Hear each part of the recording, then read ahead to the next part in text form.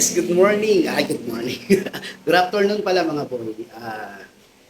Ngayon is March 19, 2025 at ang oras natin ngayon is around 4 p.m. ng hapon.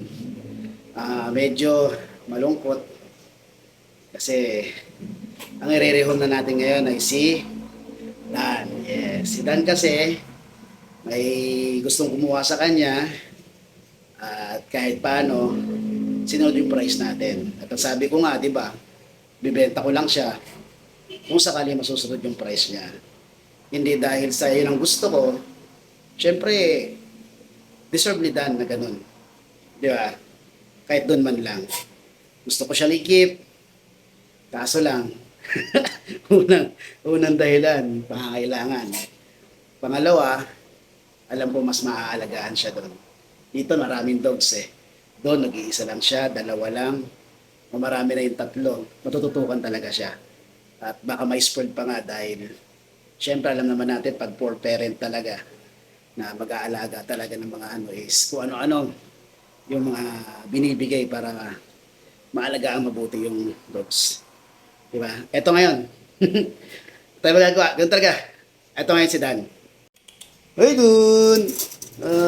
Malihom na ang Dan ko. O isasama ko yung toy mo ha para kasama ang toy. Eh? Kasama ang toy. Yan. Kasama ang toy ng Dan. Di ka na Dan? Kasama ang toy mo. Ha? Chiki chiki chiki. Okay? Dan? Palakarin natin si Dan kasi para makita lang ano. Okay. Good. Yan, ganyan po kaliksi si Dan. Kasi matagal na po yan. Almost 3 months and magtutubig na sa atin yan. Hoy, huwag yung whip!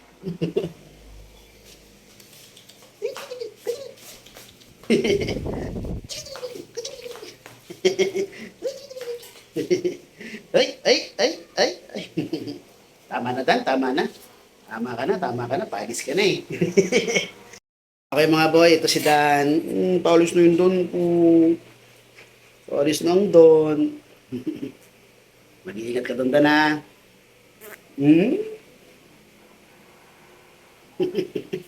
Okay, let's go. Ito yung vaccine card ni Dan. Yan, Dan siya. 11/29/2024. Okay. Then yung kanya medyo nabasa lang. Pero legit po yung ano na yan. Nakaunang vaccine na siya, unang vaccine to, 5N1, naka-booster na rin siya ng 5N1. Then sunod niya is March 20 bukas. Oo, pero pwede naman to after 1 week. After 1 week ng March 20 pwede yan. Pero kung gusto niyo ng bakunahan, pwede rin. Then pa-schedule niyo lang anti-rabies kasi maharot yan sir. Nag-play by check. Ito naman yung deworming niya. Okay. Yan sir. Tapos pwede mo siya paliguan bago mo siya vaksinan. Kasi after vaccine, 1 week po before siya paliguan ulit. Okay.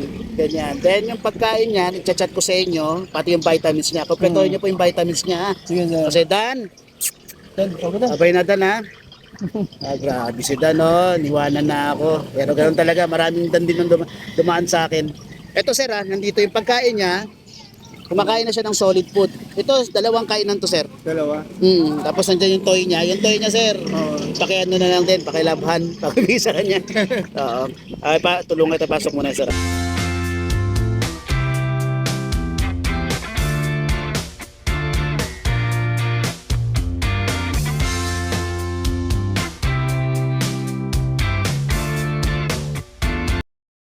Yes, mga boy. Yun na, pareho na natin si Dan. Ay. Okay lang, gaya rin naman yung naramdaman ko dati kay Ace na ano na narihom ko kay sa ano sa Taguig na ano, sa SM Aura. Ganun din naman yung naramdaman ko kay ano kay Dan. Lalo na si Dan, sobrang kulit. Sobrang parot. Pero iniisip ko na lang din na mas mapapabuti siya doon. Alam niyo naman, marami na yung dogs. Kahit na sabihin paborito natin siya, eh, ano, hindi natin siya maasikaso. Mas maasikaso. For parent yung lalo't siya lang yung pet doon. O kahit na dalawa sila, mas maasikaso. Ang nakakuha si Sir, ang asawa niya niya nasa ibang bansa. Kaya sure ako na maaalagaan sila ng maayos. Pinayuhan ko nga lang si Sir na i-schedule na siya na for anti-rabies kasi sobrang harot ni Dan delikad sa mga bata. Diba? Hindi naman siya nangangagat pero nagpi-play bike, hindi na mahirap kasi baka mahila yung ng kamay biglang siyempre tumusok. Kaya sabi ko bukas na bukas Sir niya na siya anti-rabies yun na siya. Okay mga boy, pabalik na ako at medyo madilim na rin, lumilim na yung araw. Medyo nag-ikot-ikot ako rito sa shelter kasi nahanap ko yung black ng laser. Black hindi ko makita, yung pala nasa kabilang tulay. Okay mga boy, ito tayo sa 7-Eleven. Siyempre magkukapot pa tayo ng for-reloading natin at magpapasalamat tayo sa mga sumuporta sa atin nung nakaraang linggo. Okay mga boy, biyahe mo na ako. Okay mga boy, tumigil muna ako rito sa isang convenience store pero hindi siya 7-Eleven, kulay dilaw. Alphamart. Okay mga boy, yun nga, kaya ako tumigil kasi siyempre magpo-promote pa ako. Meron tayong dalawang natitira pa doon na Shih Tzu, isang lalaki, isang babae, si Viva, ang ating choco liver pero meron siyang white dito sa noo at saka sa dibdib. Yun. Syempre, 2 months and a half, licensed vet, updated deworming mga boy. Then si Pastel, ang ating tricolor na lalaki. Yan, 2 months and a half din, licensed vet, updated deworming din. Yan yung mga for rehoming natin. Si Tiny, hindi muna. At binubus ko pa siya. And then, yun nga, magpasalamat tayo sa mga nagsuporta sa atin nung nakaraang Sunday sa Grotto Pet Market. Medyo marami, 5 sila. Syempre naman, hindi natin pwedeng hindi pasalamatan ng mga yan. Okay, unahin na natin si Ma'am Casey. Si Ma'am Casey, ay hindi pala si Ma'am Casey, si Ma'am Cathy. Si Ma'am Cathy at si Sir na taga North Sagaray na kumuha kay Isko, ang ating tricolor na lalaki. Yun. Maraming salamat, Madam at Sir. Then, sumunod naman sila Sir na taga nagkaisang nayon, Quezon City. Hindi ko natandaan yung pangalan niya, pero yun nga, nakuha naman nila si Fila. Yun, ang ating Choco na male. Yun. Maraming salamat sa inyo, Sir. And then, sumunod naman si Sir, na hindi ko rin nakuha ang pangalan, na taga Bagong Silang. Na nakuha naman nila si Rusty, ang ating Choco rin, pero may medyas na white. Maraming salamat kay Sir. And then, yung sila Madam Day at si Sir na taga Cagayan de Oro. Yun, napapunta lang sila sa Maynila, napadaan sa pet market at yun nga, nakakuha sila ng dalawa.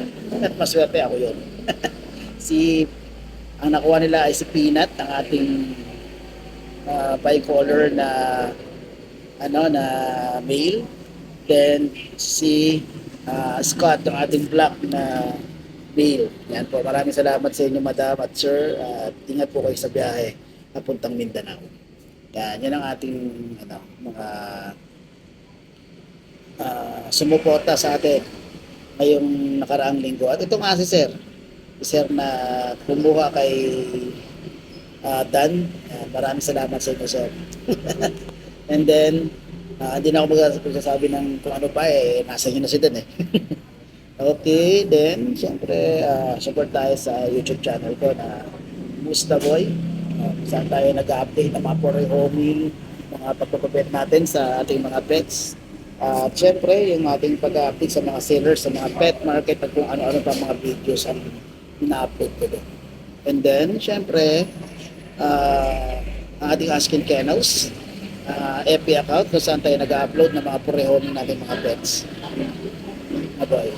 At Siyempre meron akong page na ginawa para kasi baka natatakot ako by November this year mawala yung FB account ko na Ashken Kennel. Kaya please lang po dun sa mga followers ko sa Ashken Kennel, paki-like po yung page natin na Ashken Pets. Yan po. Yun ang para kung sakaling mawala ang Ashken Kennel, sa akin pa rin kayo.